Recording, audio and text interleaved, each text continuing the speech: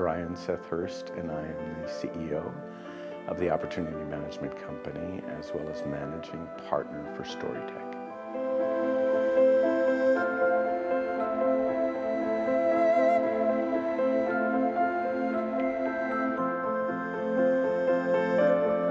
I don't really use the word transmedia, one, because it is such a buzzword and different people define it. Two, because I think in Europe, some of those projects were government funded. And in the United States, we don't have money to do transmedia projects.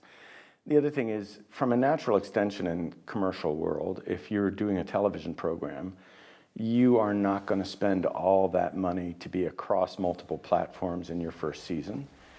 The way we do it, and what I believe I actually learned from Heroes as best practices, which is to watch the way the audience behaves in the first season, even in the first few episodes, and then take that behavior and formalize it.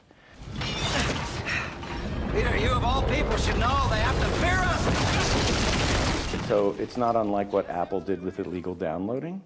They took that and they made it cool. And so if you give the audience a playground within a well-defined story world, they will actually show you the behavior that you can then formalize.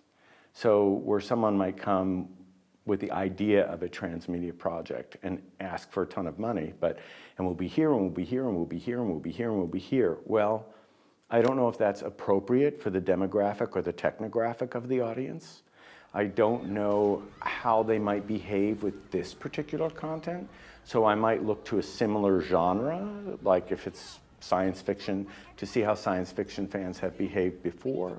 But I'm certainly not inclined to make an investment across all these platforms right away. And I think there's so many things that television networks feel obligated to do.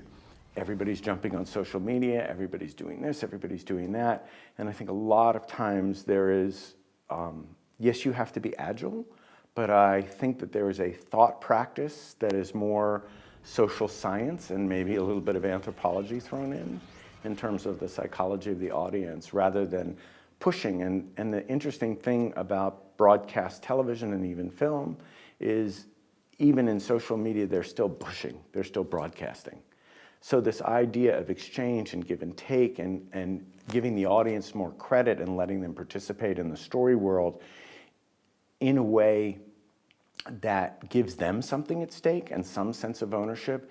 The only storytellers that I know who have done that so far, that I respect the way they've done it, are Eric Kripke, who did Supernatural, and Tim Kring, who did Heroes and Touch. Normal life. I have to do this. That's what you always say when you're about to do something bad. I talk about the conversation between the storyteller and the audience, that there are 4 levels. We did a huge research project for Intel as storytellers and interviewed storytellers around the world. And the first level of conversation is broadcast. We call that "Here's the story." The second level is "I'm listening." And we call that the John Chu level, because he's in constant conversation and listening to the audience and social media while he's in production. So when people ask, why did G.I. Joe 2: The Retaliation have such a great opening weekend? I say, well, he spent the last 2 years in conversation with G.I. Joe fans, and they trusted him with the brand. He and Dwayne "The Rock" Johnson were busy in conversation and listening to the audience. It doesn't mean you pander to them, but it informs your production process.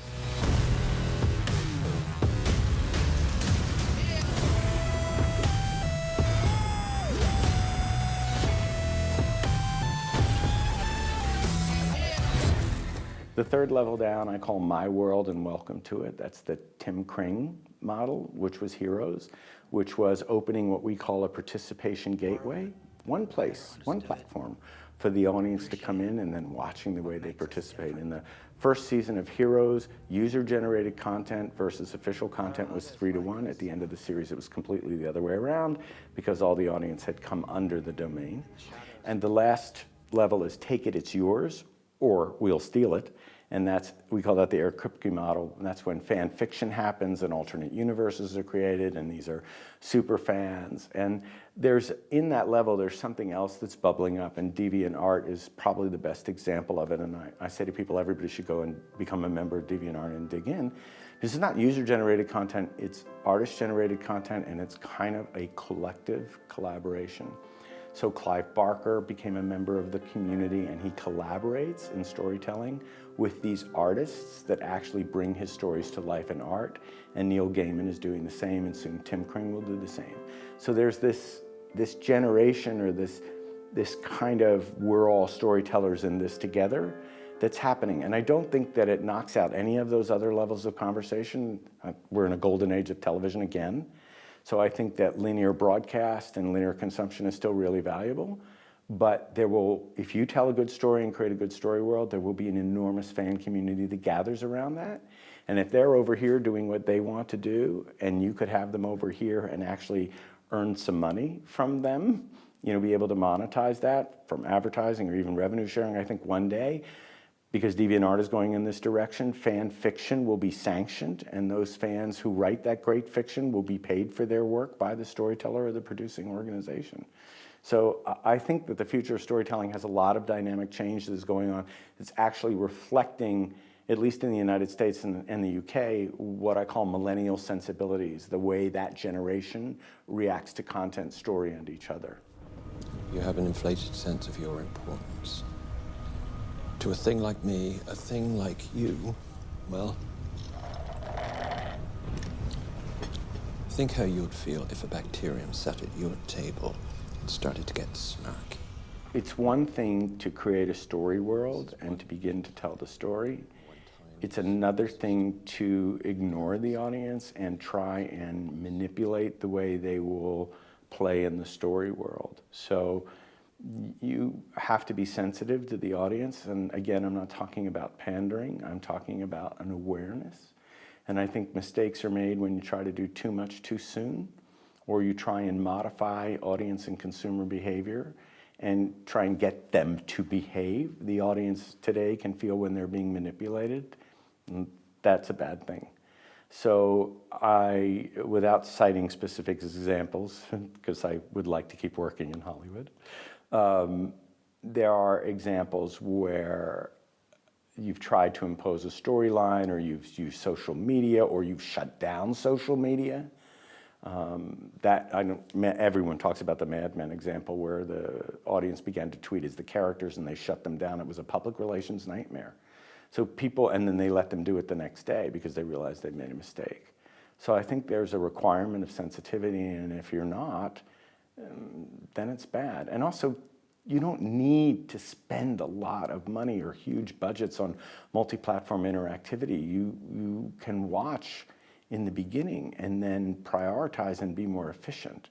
And I think that networks are starting to realize that. And like, there's this golden age for a minute, for a second, of, oh, let's do this and this and this and this and this. And then, you know, with certain networks, it completely collapsed because the audience wasn't ready for it. And not only that, the show wasn't a hit. So you spent all this money on something that didn't work. So I don't think it's caution. I think it's awareness. I think it's sensitivity. I think it's about being in the present, not pandering to the audience, giving the audience more credit. If you do not give them credit for their intelligence, that's a pitfall. They, like us, are blessed, gifted with extraordinary abilities. And they, like us, struggle with finding their place in an ordinary world.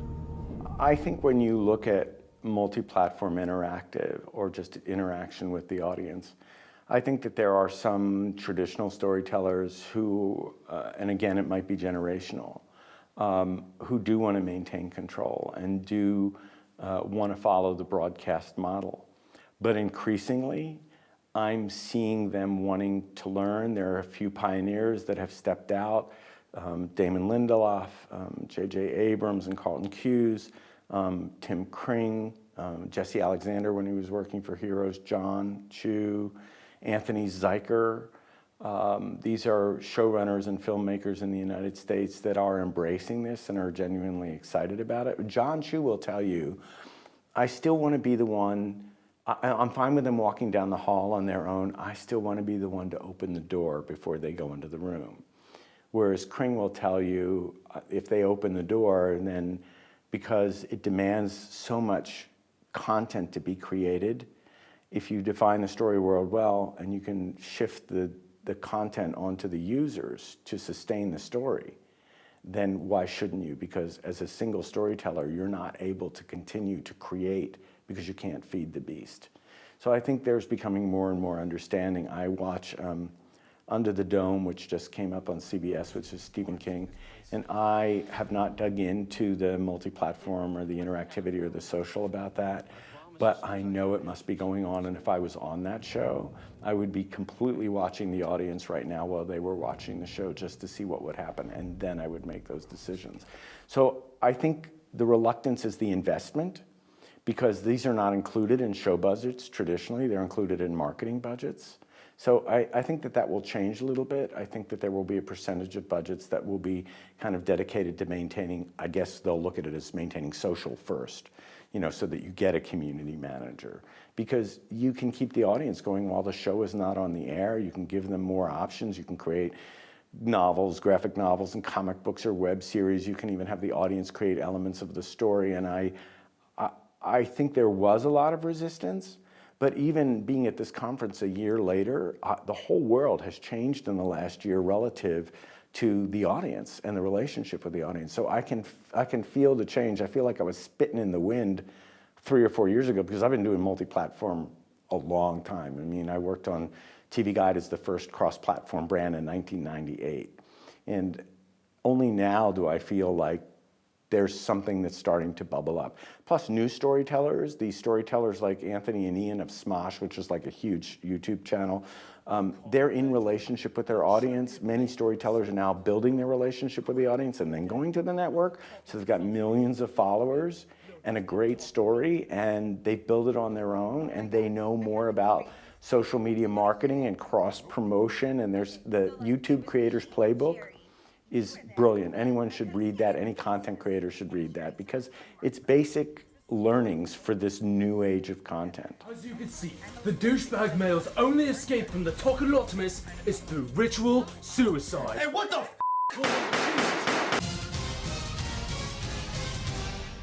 I kind of observe the generation beneath me and how they're creating content, this next generation of storytellers. It's really exciting. Because they're the quote unquote the digital natives, but they would never think of creating content without including the audience and having them a way to giving them a way to participate. People said that television was the death of radio, and yet radio was more or less, I don't want to say relegated, it's the wrong word, but their attention was focused on what radio could do best. And I think in terms of narrative and broadcast, I don't think television, I hope television will never go away, and I hope that storytelling will never go away. And you could make a decision to not deal in any social media and just let it live on its own and still just do your story. I don't think there's anything the matter with that either. And when you die and your soul comes to heaven, find me. Tell me your story. Now go. There are a couple things that I think are happening, which is one, there's this collaboration between master storytellers and new storytellers. So the new storytellers are teaching the master storytellers about new media and distribution and interactivity and understanding, and the master storytellers are teaching the new storytellers about character and Bible and story arc. And so there's this loose collaboration that's happening because even the writer's assistants on shows, they are of this generation, and they are informing stuff in the writer's room that, you know, might not have been there even 2 years ago. And then the other thing that I believe needs to happen, which is why we created Storytech, is for this informed collaboration between technology companies and storytellers, because the technology will be just thrown at you as a storyteller and you won't know how to use it. And it's everything from production to creating story world and interactivity, but it's not informed by the storyteller. So I can remember putting Tim Crane, Intel, and a third party in the same room and watching them collaborate on what could be done, and Tim saying to the third party creator, well, can it do this? And the third party creator looking and going as a technology company, yeah, we could make it do that. That's a really great idea. Because what Tim is defining is an interaction with the audience. And actually, when we did Conspiracy for Good, the first round of Conspiracy for Good, we were in collaboration with Nokia Software and Services to create the technology to drive the story forward. So Storytech, we're now dedicated, and we're actually looking at building a physical facility in Las Vegas that will actually be a global destination for the collaboration between storytellers, technology companies, brands, and the audience, so that it can be, we call it a think and do tank, where actual real business scenarios can come out of this think tank.